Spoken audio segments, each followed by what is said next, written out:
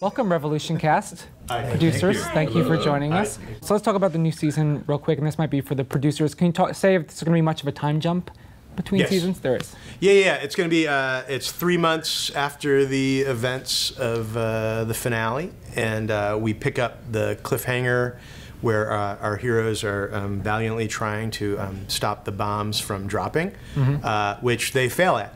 And we got to be one of the first shows on network television to destroy 2 American cities within the first 15 seconds of airing, and then it's just these guys all dealing with the aftermath 3 months later of this total landscape that's transformed. So the president is still alive.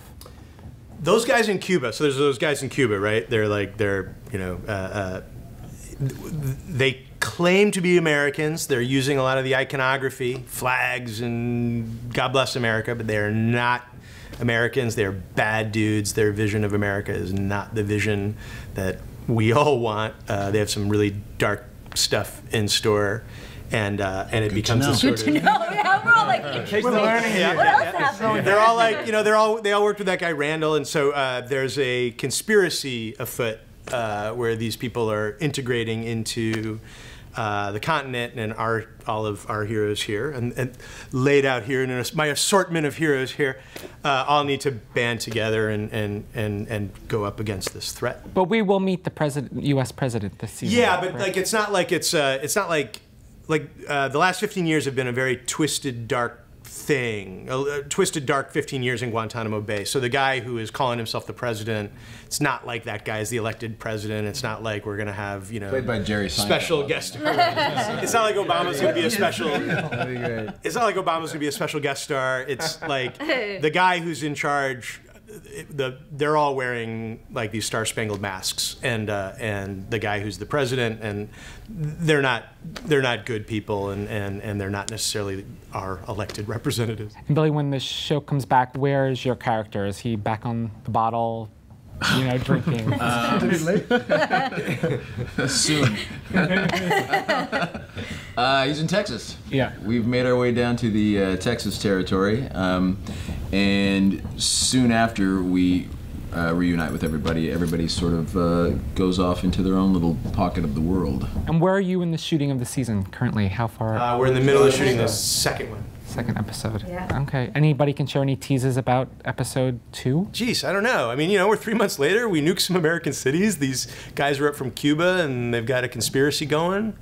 What in episode 2? Let me paint a really juicy picture. Paint it for me. Yeah, really juicy picture. Yeah, Aaron's got a girlfriend. We're in Rachel's hometown. 3 months later, everyone's in kind of this whole little family shattered apart, and they're working to get back together. Some real shocking character combinations that you would never expect from season 1. So. Yeah. It's a very different show on the lines of Revolution from what I'm getting and from what I'm seeing. It has a different look, a different feel. It's much more intense. I think everyone is grittier and in a place where they're desperate. So you're finally getting a chance to see what we thought was already a desperate world fallen into darkness and even deeper desperation. And out of that comes some humanity that people have to come together surrounding, trying to figure out who these new people are. Somebody knows who they are. We don't know who it is of us, but I think the audience is going to be really, really shocked and amazed at where these guys are taking us.